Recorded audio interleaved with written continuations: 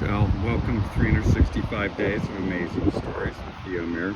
Here we are on January 12th. I just wanted to reflect a little bit on what's been going on in Southern California with all the fires.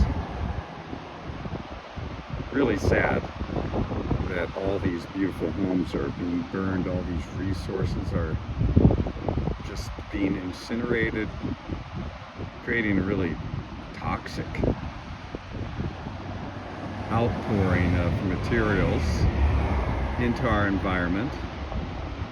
Having been a firefighter and been on structure fires, typically it would take me a couple of days to recover, even though I might be wearing a self-contained breathing apparatus. It still would get to me, all the toxins that you end up taking in one way or another. So that's one horrible part of it. All the resources that will be needed to rebuild these homes, if they are to be rebuilt. The insurance companies are going to drop everybody, obviously. It'll be ever more difficult for anybody to get insurance in these areas, or anywhere for that matter, because insurance companies just aren't going to be able to make money. But the thing is that we could be doing things in such a way that this wouldn't happen, these huge disasters. And it would involve managing land, for one, making sure that you remove as much fuel for fires as you can around your homes and in the near vicinity. There have to be a cooperation between any of the counties with their jurisdiction over brush clearing and bringing down dead trees and that kind of thing, which unfortunately there really isn't a lot of the time. Counties just want to grab hold of things and not allow people to do what would actually be intelligent and safe without going through their permitting process, which involves money and, ludicrous requirements. So that would be one thing. The other thing is to build in such a way that your home is very unlikely to burn. There's a friend that I have that is creating a company that builds shutters for windows and doors. Windows and doors imploding during a fire tends to be one of the most common ways that a fire ends up burning a home.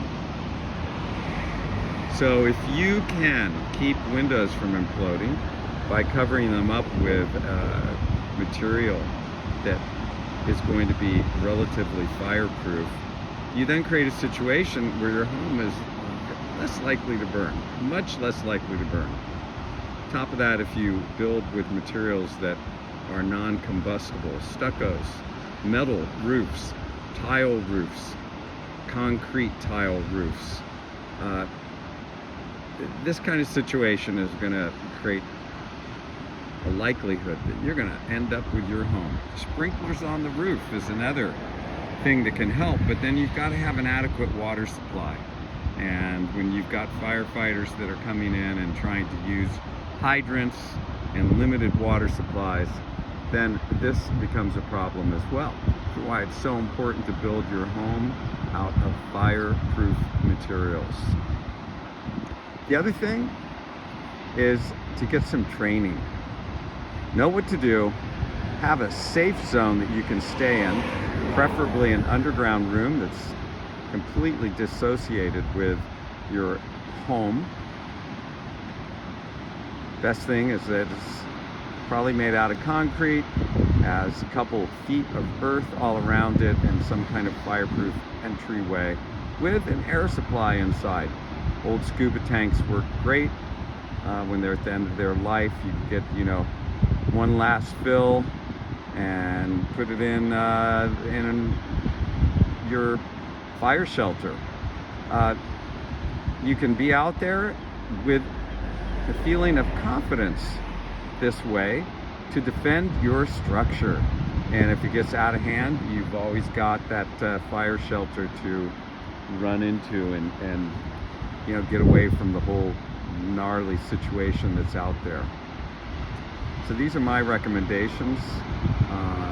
And wow, what a thing we're dealing with on the planet right now. I mean, this is happening not just in the United States, but in other parts of the world as well.